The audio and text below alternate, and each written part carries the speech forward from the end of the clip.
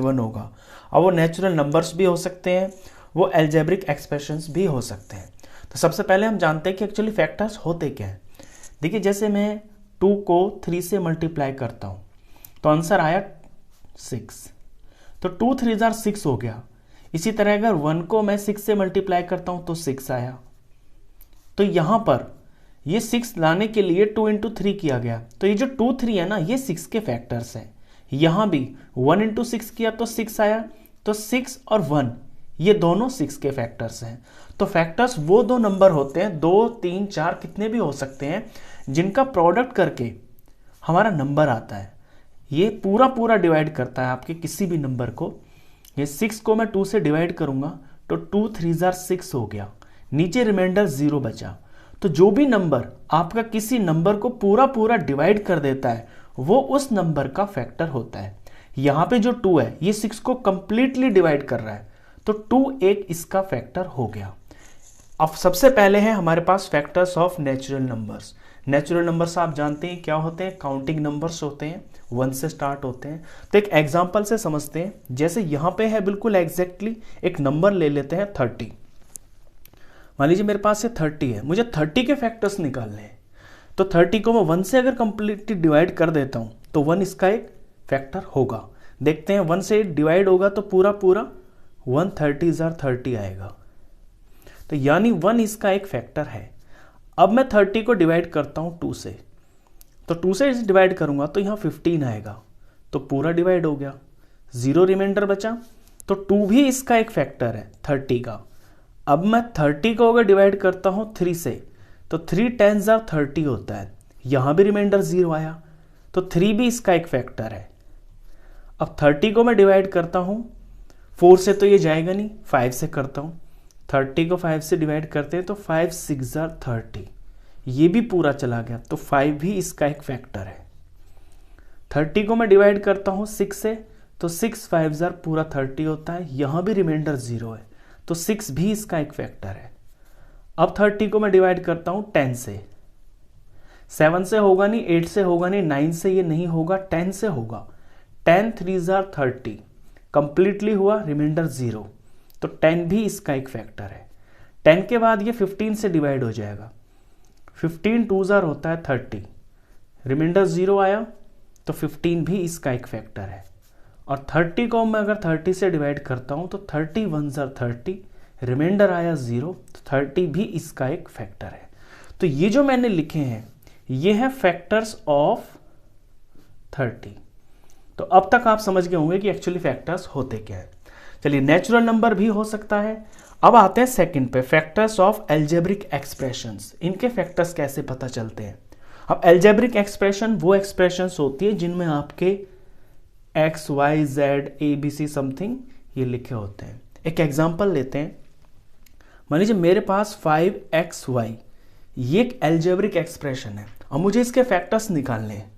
तो वैसे साफ साफ दिख रहा है कि 5 मल्टीप्लाई एक्स मल्टीप्लाई वाई, यही इसके फैक्टर्स है, क्योंकि इनको मल्टीप्लाई करके ही तो ये आ रहा है। तो इसके जो फैक्टर्स होंगे वो क्या क्या होंगे, एक तो 5 है, एक x है और एक y है। अब इसी चीज को हम यहां डिवाइड करके भी प्रूफ कर सकते हैं। मैं 5xy को पहले 5 से डिवाइड करता हूं, तो 5 से 5 कट गया, xy आंसर आ गया, यानी 5 इस 5xy का एक फैक्टर है।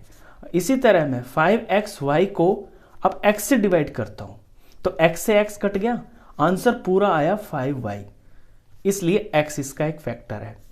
अब इसी 5xy को मैं y से डिवाइड करता हूं, तो y से y पूरा कटा, 5x आ गया, कोई रिमाइंडर नहीं बचा, कुछ नहीं बचा, पूरा पूरा जब डिवाइड होता है और जो नंबर कंप्लीटली डिवाइड करता है वही उसके फैक्टर्स होते हैं। तो यहां 5xy के जो फैक्टर्स हुए 5x और y। चलिए इसके बाद जो टॉपिक आता है ये आता है कि फैक्टराइजेशन करने के तरीके कितने होते हैं, यानी कि मेथड्स ऑफ फैक्टराइजेशन। तो पहला जो मेथड है वो है मेथड ऑफ कॉमन फैक्टर, यानी आपको कोई एक्सप्रेशन दे रखा होगा उसमें कुछ कॉमन निकाला जाता है। फॉर एग्जांपल मेरे पास है 2x प्लस 4, ये दो टर्म्स हैं, प्लस से इधर पहली, प्लस के इधर बाद में।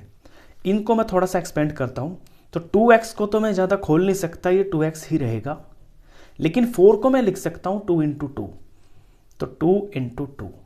अभी ये दो टर्म्स दिख रही हैं आपको, इन दोनों के अंदर आपको कुछ कॉमन दिख रहा होगा और वो है 2। तो ये जो 2 है ना, यही इनके अंदर कॉमन है। इस कॉमन को हम बाहर निकाल लेते हैं। अब यहां से पहली टर्म में से क्या बचा, 2 बाहर आ गया तो x बच गया, प्लस का प्लस, एक 2 यहां बाहर आ गया तो एक 2 बच गया। तो इस तरह से ये पूरा का पूरा फैक्टराइजेशन ये कंप्लीट हो गया। जब भी आपको कोई टर्म्स दे रखी होती हैं तो उन टर्म्स के अंदर में से वो 2 भी हो सकती हैं, 3 भी हो सकती हैं, इससे ज़्यादा भी हो सकती हैं। तो सबकी टर्म्स के अंदर कोई ऐसी चीज़ जो कॉमन आ रही हो वो बाहर निकल जाती है और बाकी फिर जो बच जाती हैं उनको हम कॉपी कर देते हैं। तो ये पहला तरीका है कॉमन निकालकर फैक्टराइजेशन करने का। दूसरा तरीका देखिए, फैक्टराइजेशन बाय रीग्रुपिंग टर्म्स। एक एग्जांपल से समझाऊंगा इसे। 2xy plus 2y plus 3x plus 3। अभी मैंने ऊपर बताया कि जितनी भी टर्म्स हो आपके पास उन सब में से कुछ कॉमन आ जाए तो आपका कॉमन फैक्टर वाला तरीका लग जाता है। लेकिन यहां पे दिख रही है आपको 4 टर्म्स हैं, लेकिन इन चारों के चारों टर्म्स के अंदर कोई एक नंबर कॉमन नहीं आ रहा। पहली 2 टर्म्स के अंदर मुझे दिख रहा है कि 2 कॉमन हो सकता है और y भी दोनों में है। अगली 2 टर्म्स में मुझे 3 कॉमन दिखाई दे रहा है।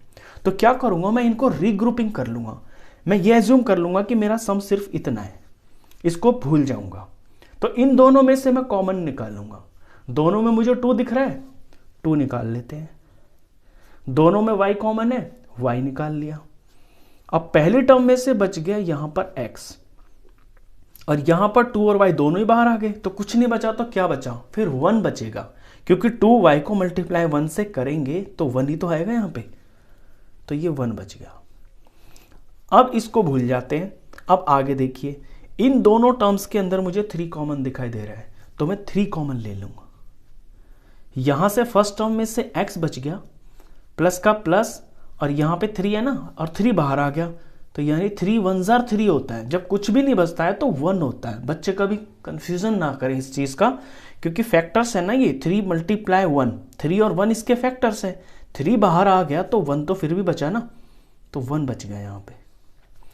अभी आपको यहां पे 4 टर्म्स से 2 टर्म्स बन गई। देखिए पहले 1 2 3 4 टर्म्स थी। अब इतना ये प्रोडक्ट, इतना ये प्रोडक्ट, बीच में प्लस, तो 2 टर्म बन गई।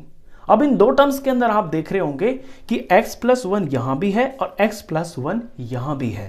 तो इन दोनों में से x प्लस 1 अब कॉमन आ जाएगा। तो x प्लस 1 आ गया कॉमन, और यहां से पहली वाली टर्म में से बच गया 2y प्लस का प्लस, और यहां से बच गया ये 3।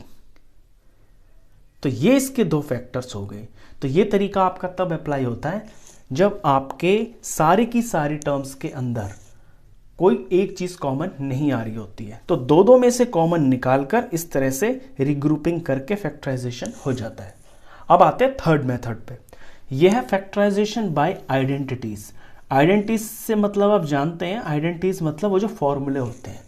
पहली आइडेंटिटी देखिए, a प्लस बी का होल स्क्वायर, इसकी एक्सपेंशन होती है a square plus 2ab plus B square. अभी जो क्वेश्चन होगा आपका, एक एग्जांपल से समझेंगे इसे। मान लीजिए ये है x स्क्वायर प्लस 8x और प्लस 16। क्वेश्चन को देखते ही ना आपको ये पहचान हो जाएगी कि इसके अंदर कौन सी आइडेंटिटी लगेगी। पहली जो टर्म है ये स्क्वायर है, x स्क्वायर है, और जो लास्ट टर्म है ना ये 16 है। यहां पर कोई स्क्वायर नंबर ही होगा। 16 किसका स्क्वायर होता है, 4 इंटू 4 का स्क्वायर होता है। तो यहां पे स्क्वायर है, यहां पे स्क्वायर है, और बीच में प्लस है। तो आप पहचान जाएंगे कि ये a square plus 2ab plus B square की आइडेंटिटी वाला क्वेश्चन है। अब इसे करेंगे कैसे, x स्क्वायर किसका होल स्क्वायर होता है, ये x का होल स्क्वायर होता है, और यहां 16 मैंने बताया 4 का होल स्क्वायर होता है, तो ये हो गया 4 का होल स्क्वायर। अब बीच में क्या लिखना है, a और b मेरे यही तो हो गए जो ब्रैकेट के अंदर है ना, यही a और b है, और 2 का 2, तो प्लस 2, a की जगह पे x हो गया है और b की जगह पे 4 हो गया है। अभी मल्टीप्लाई करके देखेंगे ना तो ये 8x ही आ रहा है, 4 2 जार 8 और एक x। तो इसको मैंने ऐसे एक्सपेंशन में करके a और b पता चला लिए। जब a और b पता चल गए तो यानी कि अब इसके जो फैक्टर्स है वो ये हो जाएंगे। तो a प्लस बी का होल स्क्वायर, यहां पे a मेरा x है और b मेरा 4 है। तो ये इस तरह से इसका फॉर्मूला बन गया। अब इसे मैं 2 बार भी लिख सकता हूं, ये स्क्वायर लिखा हुआ है ना होल स्क्वायर, तो मैं लिख सकता हूं x प्लस 4 और x प्लस 4। तो इसके ये 2 फैक्टर्स बन गए। सेकेंड आइडेंटिटी देखिए, सेकेंड आइडेंटिटी माइनस वाली होती है, a माइनस बी का होल स्क्वायर। इसकी एक्सपेंशन बिल्कुल सेम यही होती है, बस यहां प्लस की जगह पे माइनस आ जाता है। तो a square minus 2ab plus B square.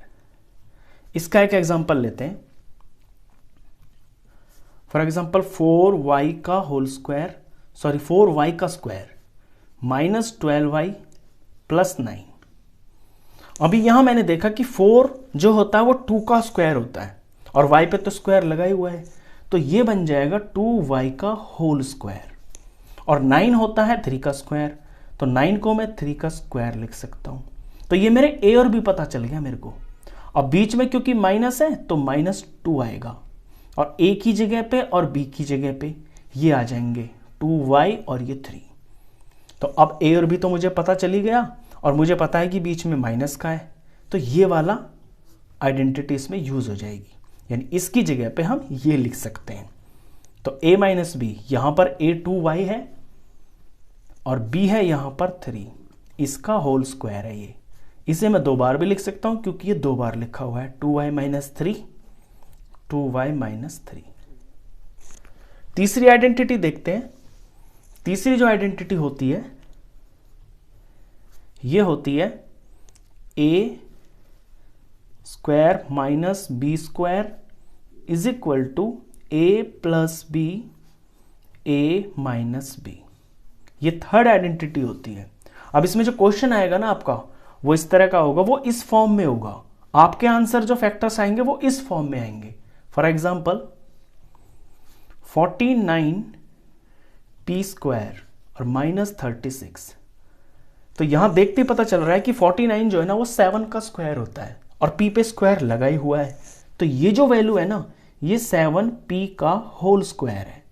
Minus 36 होता है 6 का स्क्वायर, ये वैल्यू 6 का स्क्वायर है, 6 6 36 होता है। अब ये देखिए इस फॉर्म को इससे कंपेयर करिए, यहां पर अंदर अंदर 7p है और यहां पे 6 है, इनके ऊपर होल स्क्वायर लगा हुआ है, तो 7p तो हो गया a और 6 हो गया b। अब जब इसको हम इसकी फॉर्म में लिखेंगे तो एक बार इन्हें प्लस कर देंगे ब्रैकेट में, एक बार माइनस कर देंगे। इस तरह से 7p प्लस 6, 7p माइनस 6, ये हो गए इसके फैक्टर्स। तो ये तीसरी आइडेंटिटी है। अब आते हैं चौथी जो टाइप है ना आपकी, उसमें आइडेंटिटी कोई लगती नहीं है, उसे हम बोलते हैं स्प्लिटिंग मिडल टर्म्स। इस क्वेश्चन की जो पहचान होती है वो इस तरह होगी। एक एग्जांपल देखिए पहले, x square plus 5x plus 6। देखिए दिखने में ये क्या लग रहा है, दिखने में ये लग रहा है कि यहाँ पे स्क्वायर है तो इस और बीच में प्लस है, तो ऐसा लग रहा है कि इसमें फर्स्ट आइडेंटिटी लग जाएगी। लेकिन जब आप यहाँ देखेंगे ना इसके थर्ड नंबर को, थर्ड टर्म को, तो देखेंगे कि जो 6 है ये तो किसी का स्क्वायर होता नहीं है। तो इसकी पहचान इसी तरह से हो जाएगी कि इसमें तो आगे तो स्क्वायर होगा लेकिन यहाँ पे स्क्वायर नंबर नहीं होगा। तो स्प्लिटिंग मिडल टर्म यानी बीच वाली टर्म को तोड़कर फिर इसको फैक्टराइज किया जाता है। अब करने के स्टेप्स जरा देखना। देखिए सबसे पहले क्या करेंगे कि जो एक्स स्क्वायर के पास में यहाँ इसका कोफिशिएंट है, यहाँ तो कुछ नहीं है ना, तो वो 1 है, और जो यहाँ पे लास्ट में एक कांस्टेंट बोला जाता है जिसके अंदर कोई वेरिएबल नहीं होता, सिर्फ नंबर होता है, इसको लेकर इनका करेंगे हम प्रोडक्ट। तो ये आया 6। अब 6 के करेंगे हम फैक्टर्स। 6 के फैक्टर्स कैसे करेंगे, 2 से डिवाइड करेंगे तो 3 आएगा, 3 से करेंगे तो 1 आ गया। अब 2, 3 और 1 ये इसके फैक्टर्स हो गए। इन फैक्टर्स को यूज करके मुझे ऐसे 2 नंबर बनाने हैं ताकि जिनका प्रोडक्ट तो आए 6 ही, लेकिन उन्हें ऐड करके या सब्ट्रैक्ट करके वो आ जाए जो बीच में लिखा हुआ है, यानी कि प्लस का 5 आ जाए।